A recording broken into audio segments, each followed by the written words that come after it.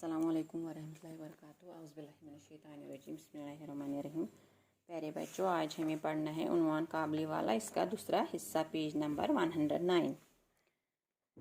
मालूम हुआ कि ये काबली का दूसरा फेरा नहीं था। वो रोज़ घर आता था और पिस्ते बादाम देकर इसने मुन्नी से दोस्ती कर ली थी। काबली का नाम रहमत था। रहमत और मुन्नी की उम्र में ज़मीन व आसमान का फ़र्क था, फिर भी दोनों एक दूसरे के दोस्त हो गए।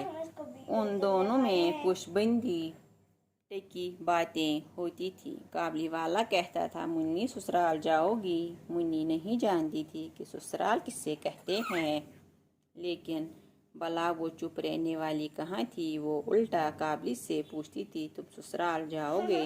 रहमत गोस्तां कर कहता, मैं तो ससुराल को गोली मार दूंगा। ये सुनकर मुन्नी खूब हंसती। हर जाड़े का मौसम ख़त्म होने लगता तो रहमत अपने वतन जाने की तैयारी करता और घर जाकर अपना रुपया वसूल करता, मगर एक बार मुन्नी से मिलने ज़रूर आता। एक दिन वो अपने कमरे में बैठा पढ़ रहा था। अचानक गली में बड़ा शोरगुल सुनाई दिया। मैंने खड़े होकर देखा कि रहमत को 2 सिपाही बांधे लिए जा रहे थे। पीछे से लड़कों और राहगीरों का मजमुआ चला आ रहा था। रहमत के कुर्ते पर खून के धब्बे थे और एक सिपाही के हाथ में खून से भरी छुरी थी। मैं भागा हुआ गया और सिपाहियों को रोककर पूछा, क्या बात है? मालूम हुआ कि पड़ोस में एक चपरासी ने रहमत से एक चादर ली थी और अब वो दाम देने से इनकार करता था। इस पर झगड़ा हो गया और रहमत ने गुस्से में आकर चपरासी पर छुरी से हमला कर दिया।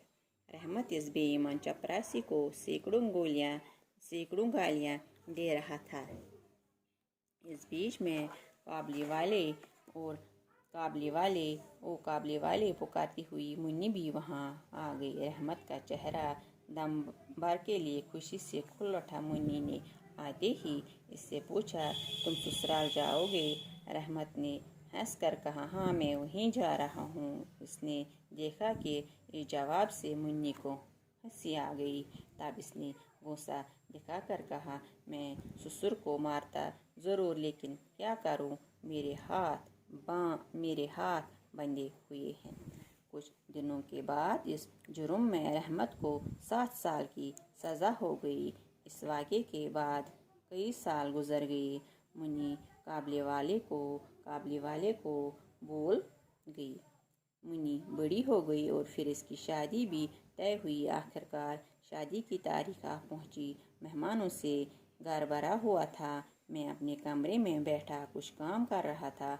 अचानक इस वक्त रहमत ने आकर सलाम किया। पहले तो मैं उसको पहचान न सका, लेकिन उसकी हंसी से समझ गया कि ये रहमत है। मैंने पूछा, क्यों रहमत, कब आए? कल शाम को जेल से छूटा हूँ। मैंने कहा, आज तो मैं बहुत मसरूफ़ हूँ, फिर कभी आना।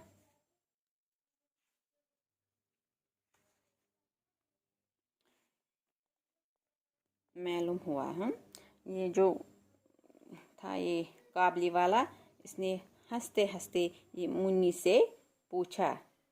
को पूछा, क्या वो ससुराल जाएगी? हाँ, मुन्नी से पूछा, क्या ससुराल जाएगी?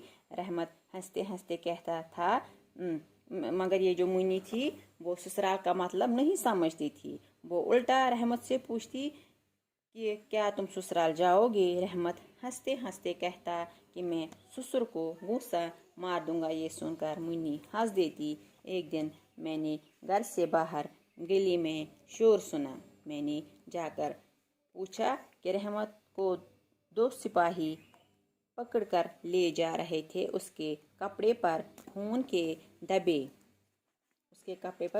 धब्बे थे और पुलिस वाले के हाथ में खून लगी हुई छुरी है। पूछने पर मालूम हुआ कि रहमत ने एक बेईमान चपरासी को चादर दी थी। चपरासी ने दाम देने से इनकार किया اور رحمت نے غصے میں آ کر اس کے پیٹ میں چھری گھونپ دی۔ اتنے میں منی باہر آ گئی اور قابلی والے سے پوچھا کہ کیا تم سسرال جاؤ گے؟ قابلی والے نے مسکرا کر جواب دیا کہ ہاں میں سسرال ہی جا رہا ہوں۔